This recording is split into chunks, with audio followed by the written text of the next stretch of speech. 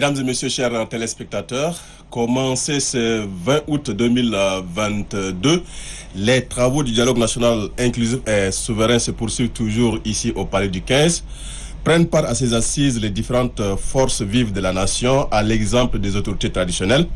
Ainsi, pour débattre de la contribution des autorités traditionnelles dans la cohésion sociale, la paix et la réconciliation nationale, nous recevons sur ce plateau Sa Majesté Choroma Hassan Absakin, sultan de Fitri.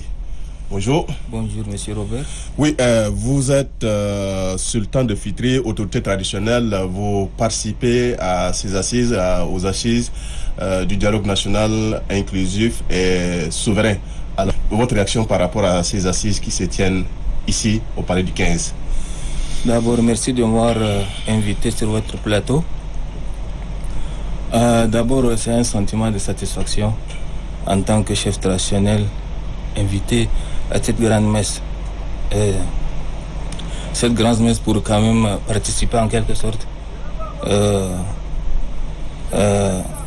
contribuer de façon efficace par rapport à cette retrouvaille.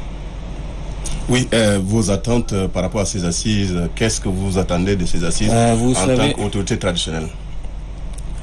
Vous savez, avant qu'on ne soit invité, nous avons organisé à notre niveau une conférence des chefs traditionnels. Au sortir de la conférence, là, il y a beaucoup de résolutions qui ont été proposées. Donc, toutes ces propositions, nous avons quand même eu l'occasion de soumettre ça dans les différentes thématiques pour que la chefferie soit redorée vraiment dans son honneur dans le temps, quoi. Donc, c'est une façon vraiment de redorer quand même, valoriser la chefferie traditionnelle de manière générale. Et puis, en tant que chefferie traditionnelle, c'est le socle même du pouvoir central. C'est le trait d'union entre la population et le pouvoir central. Oui, vous dites ici qu'avant de venir à ces assises, vous avez eu à tenir des rencontres au niveau de votre association, l'association traditionnelle des chefferies du Tchad. Alors dites-nous de quoi avez-vous débattu au cours de ces réunions avant de vous présenter ici à ces assises-là? On a débattu sur beaucoup de thèmes, parmi lesquels redorer d'abord l'autorité traditionnelle à travers une grande institution, revaloriser la chefferie à travers une immunité juridictionnelle, redorer la chefferie à travers une juridiction coutumière, revaloriser la chefferie à travers en tout cas un mécanisme qui puisse faire de la chefferie une autorité administrative. 10 sultans conviés et 92 chefs de canton. Cela veut dire que la chefferie a un rôle assez important à jouer. Et puis les contributions, beaucoup de mes collègues sultans et chefs de canton ont contribué de manière efficace pendant les assises. Beaucoup de propositions qui ont été faites à l'endroit de la chefferie traditionnelle pour qu'elle puisse quand même jouer pleinement son rôle, pour qu'elle soit quand même un acteur de développement. Donc les préoccupations de manière générale, la plupart d'entre elles ont été prises en compte. Sauf seulement que certaines aspirations qui sont vraiment majeures pour la chefferie ont été occultées, mais on pense croire qu'avec les thématiques qui viennent, la forme de l'État, la question de la constitution, des réformes institutionnelles, cette thématique n'a pas encore été débattue en plénière. Donc, je pourrais dire qu'à cet stade, nous sommes satisfaits quand même. Vous êtes satisfait et vous dites en même temps que lors des débats, certaines de vos aspirations n'ont pas été prises en compte. Voilà. Et nous avons eu aussi à constater que lors de ces assises, il y avait aussi on dirait que vous étiez mécontent, à un certain moment vous étiez même sorti. Alors, qu'est-ce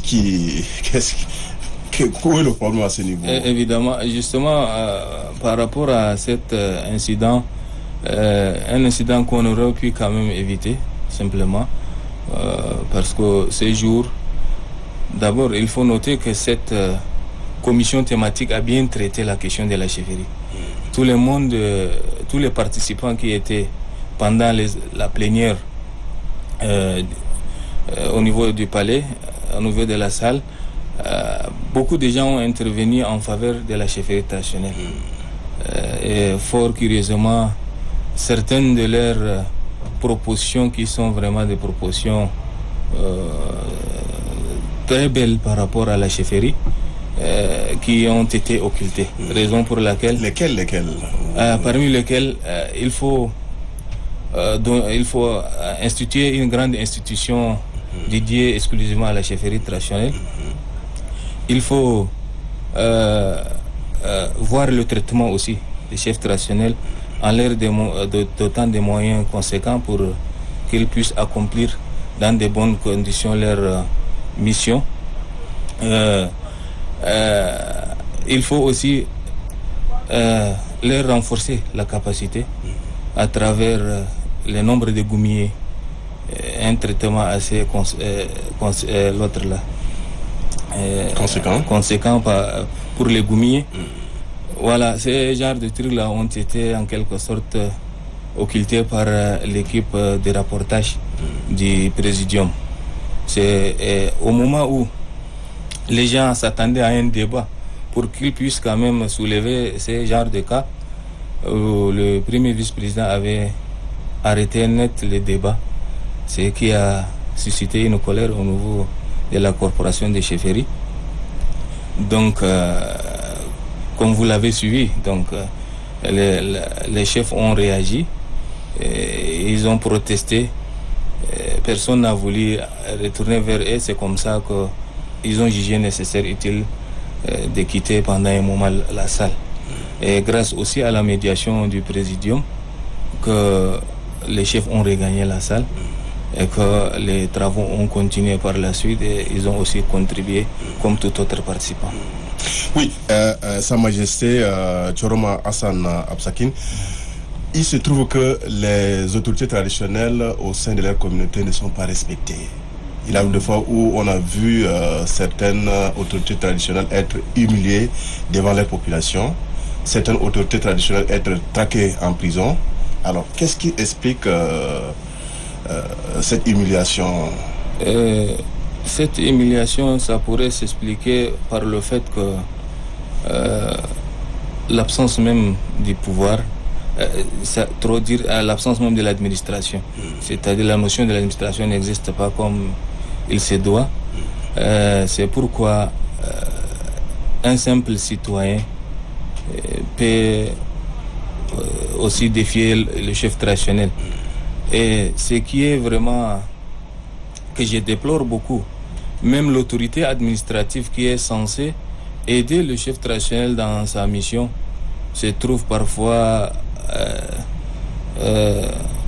dans des conditions où il importune en quelque sorte le chef traditionnel. Beaucoup de nos collègues ont subi quand même quelquefois des humiliations devant leur population. Et si jamais un conflit qui se déclare dans un endroit, la toute première personne qui a en paix le prix, c'est le chef traditionnel. Surtout les collègues, les chefs des cantons. Donc, ils sont parfois arrêtés, incarcérés, quelquefois même tabassés. Donc, c'est quelque chose de désolant. Et que, normalement, le chef traditionnel, c'est l'autorité morale. D'abord, il est le chef de la communauté ou bien d'une entité sociétale. Donc, il mérite vraiment un respect, il mérite vraiment une considération. Ce qui nous a amené aussi pendant nos assises et pendant les travaux dans les différentes thématiques de solliciter quand même une immunité qui puisse quand même nous protéger par rapport à l'honneur du chef, par rapport vraiment à l'autorité du chef. Donc c'est une triste réalité, Mais en tout cas, c'est des choses qui arrivent. C'est des choses qui arrivent. Et l'autorité administrative qui est censée maintenant protéger ces chefs traditionnels se trouve quelquefois en plein centre de cette histoire. Oui.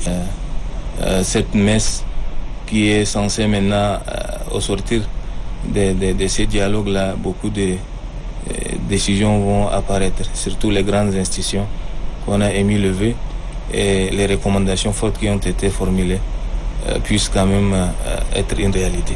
Oui, une autre question, monsieur Sa Majesté Tchoroma Hassan. Des fois, on remarque dans les conflits intercommunautaires, les conflits agriculteurs-éleveurs, quelquefois ce sont les autorités traditionnelles qui sont la cause de ces conflits.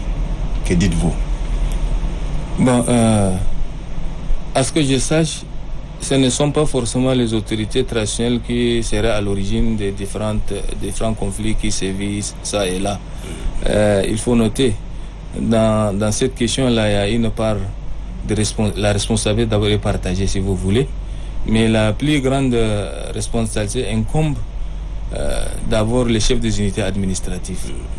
Et les autorités judiciaires. Les autorités administratives, vous les reprochez de quoi? Et ainsi que Voilà, tout ça là, je les reproche simplement d'ingérence. Comment se fait cette ingérence? Voilà, cette ingérence se fait du fait que un problème qui a été déjà traité par un chef traditionnel, selon les us et coutumes, selon vraiment les manières qu'il traite les problèmes, et subitement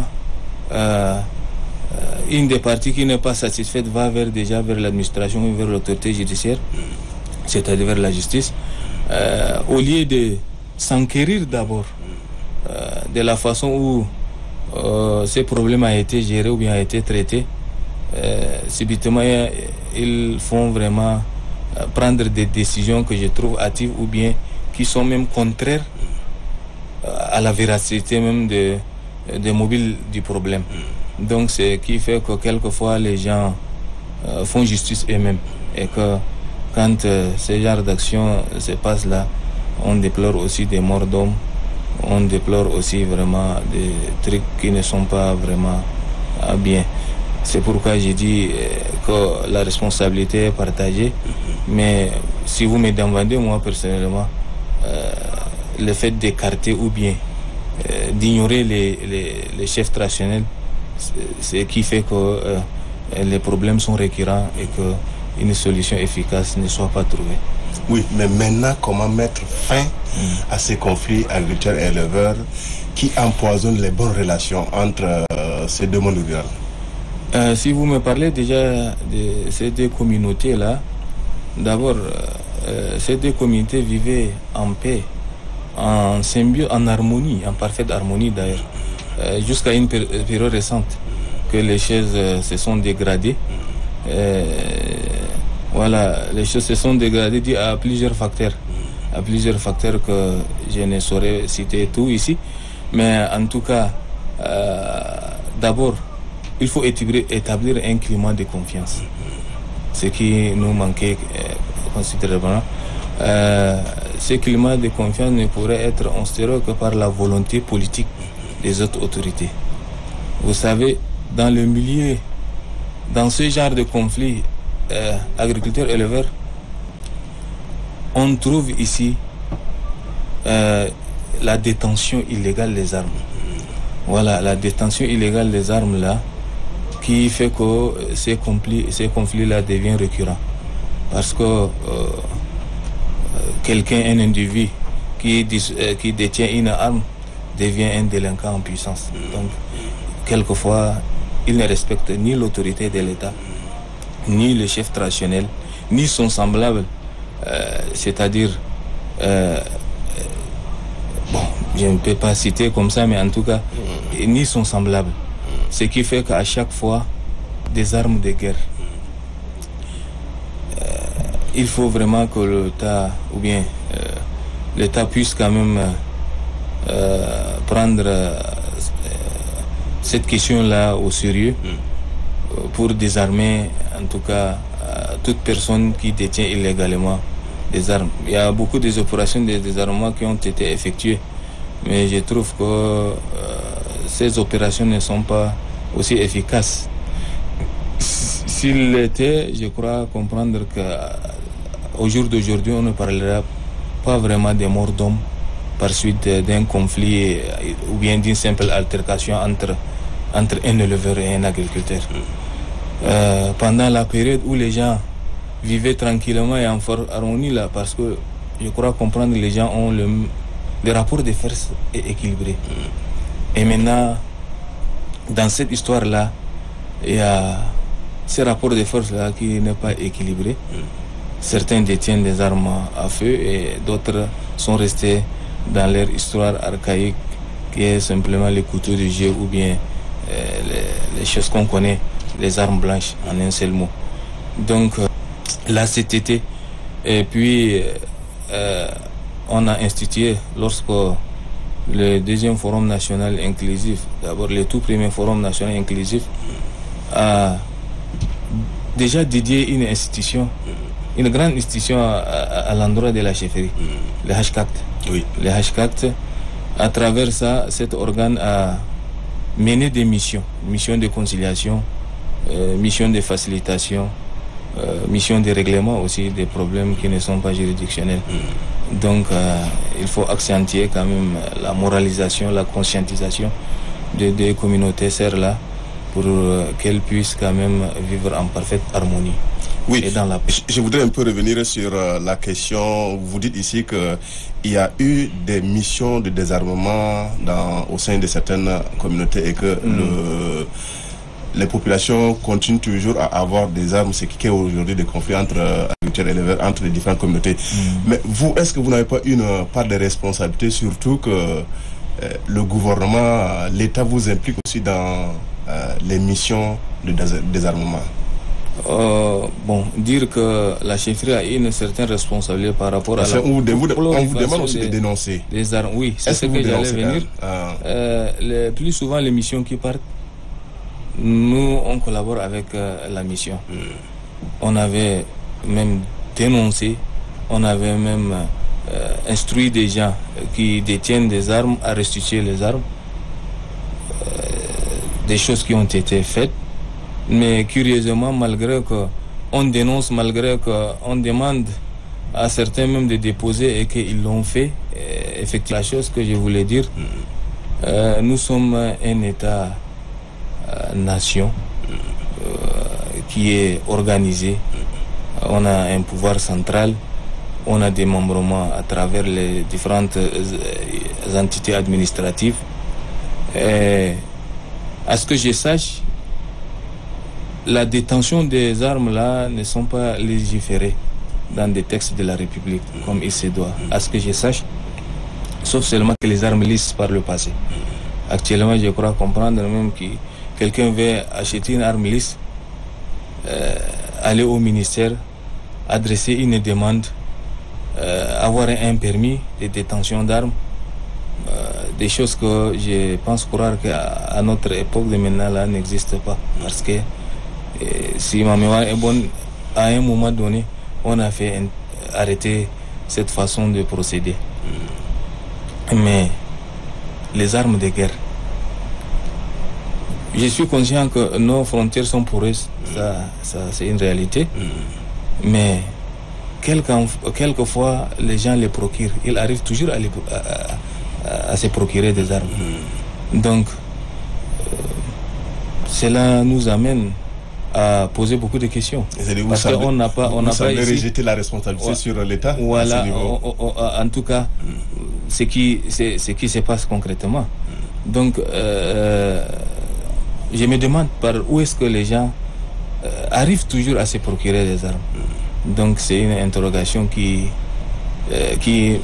n'interpelle pas seulement la chefferie traditionnelle, mais ça interpelle plus d'un Tchadien. Donc, il faut qu'on puisse quand même penser à cette question. Et puis, le gouvernement, malgré les efforts consentis par rapport au désarmement, il faut qu'on fasse quand même établir des stratégies qui puissent nous amener à désarmer toute la population du Tchad. Parce que nous, il n'y a pas vraiment un endroit qu'on puisse quand même vendre des armes, à ce que je sache, ni au marché, ni l'autre là. Donc, il faut vraiment que le gouvernement prenne ça au sérieux et que la question soit étudiée minutieusement pour quand même arriver à des stratégies qui seront efficaces afin vraiment de désarmer tous ceux qui n'ont pas censé détenir des armes. Donc comme ça, on pourrait quand même faire un plus, on pourrait quand même vraiment réduire quand même certains vraiment conflits qui sont inutiles et qui périssent toujours la vie des Tchadiens. Oui, un retour un peu sur l'association de chefferie traditionnelle. J'espère que vous avez au moins un cadre juridique qui vous permet au moins de mener à bien de fonctionner. Vous parlez aussi de code de bonne conduite. Que dit cet instrument juridique le code de bonne conduite au niveau de votre association? Vous savez, nous avons, comme vous l'avez dit à l'instant, une association qui est légale, en bonne et due forme. Et dans le cadre de notre association, au vu maintenant des accusations gratuites qui sont données souvent aux chefs traditionnels, nous, à notre niveau, on avait pensé à cette question pour quand même proposer quelque chose qui puisse quand même nous régir. Donc, on a voulu vraiment faire un code de bonne conduite. Chaque chef traditionnel est tenu vraiment à observer ces codes de bonne conduite-là dans toutes ses rigueurs. Donc, et ça a marché. Voilà, vous savez, autour des chefs là, il y a beaucoup de choses qui trament. Beaucoup de choses qui trament. Les gens les taxent souvent à des mauvais comportements. Et vous m'offrez l'occasion, à travers votre plateau, de rassurer vraiment les élites tchadiens que cette génération de chefferies là, des chefs traditionnels là, c'est une génération que, si je puis me permettre, consciente. Une génération qui est la plupart une génération actuelle, intellectuelle, j'allais dire. Donc, on arrive quand même à discerner les bons des mauvais. On arrive quand même à discerner, en tout cas, les valeurs positives des négatives. Donc, toutes les accusations gratuites faites sur le dos de la chefferie traditionnelle de manière générale ne sont pas aussi souvent fondées. Donc, nous sommes régis par des textes. D'abord la loi 013, nos attributions aussi sont connues, nos limites de pouvoir aussi sont connues. Donc, pour dire que nous sommes vraiment pas au-delà ou pas au-dessus vraiment des textes de la République. Donc, nous sommes une force administrative, si vous voulez, parce que nous sommes le maillon, ou bien le maillon central même de l'administration publique. Par le passé, lorsque les colons étaient venus, ils ont dominé la chefferie de manière générale sur toute l'étendue du territoire tchad. Et faut-il rappeler aussi que ces chefferies ont existé avant que le Tchad ne soit Tchad. Donc, même le colonisateur qui est arrivé, il s'est d'abord appuyé sur ces chefferies. Au moment où le Tchad a accédé déjà à la souveraineté internationale, c'est-à-dire lorsque le Tchad a eu son indépendance, le tout premier gouvernement avait pensé quelque part supprimer toutes ces chefferies. Mais il s'est rendu compte aussi rapidement que sans les chefferies, rien ne peut vraiment marcher. Donc c'est comme ça qu'ils se sont appuyés sur les chefferies, mais tout en gardant leur statut par rapport au pouvoir central, par rapport à l'administration, le rôle simple d'un auxiliaire. Et ça, c'est une terminologie coloniale. Les colons ont légué ça au tout premier gouvernement, qui fut le régime de Tombalbaye. Donc, de l'auxiliaire, nous sommes passés aux collaborateurs, les chefs traditionnels et collaborateurs de l'administration publique. Aux assises du premier forum national inclusif et le deuxième forum national inclusif, nous sommes passés maintenant de collaborateurs, les chefs traditionnels est passé de collaborateurs de l'administration à une autorité administrative. C'est ça, c'est ça. Mesdames et messieurs, chers téléspectateurs, ainsi s'achève cet entretien avec Sa Majesté Tchoroma Hassan Absakin. Il est sultan de Fitri. Au revoir. Merci.